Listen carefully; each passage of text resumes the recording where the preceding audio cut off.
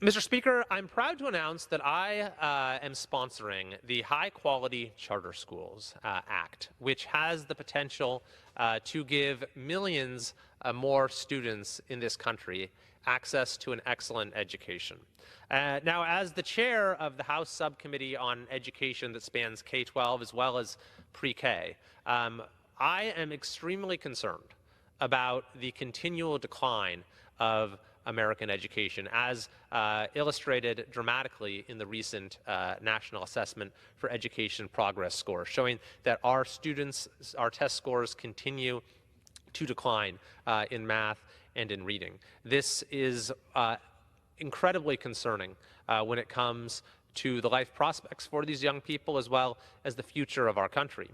And I think one of the powerful ways that we can change this trajectory is by highlighting the schools that are out there that are doing a really good job, because there are a lot of great schools out there.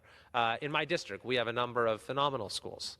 And this is true for traditional public schools, for charter schools, as well as for private schools. You don't, in a sense, have to reinvent the wheel when you think about good education policy, because we have schools and school systems out there that are doing the job very well right now.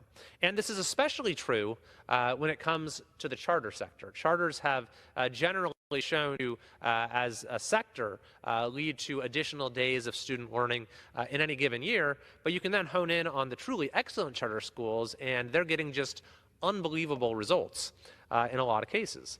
And so this bill is providing a 50% tax credit for donations to nonprofit charter school organizations that have a track record of excellence. So it'll make it easier for them to replicate themselves, to expand, to open new schools based upon their already proven successful model, and thereby invite in more kids. A lot of these really successful charters have hundreds, thousands of kids on their wait list. So if we can create more seats, then that's going to be that many more kids getting access to a great education. And by the way, that'll also have good effects on the neighboring school districts that will then be able to adapt themselves and try to offer a higher quality education product themselves.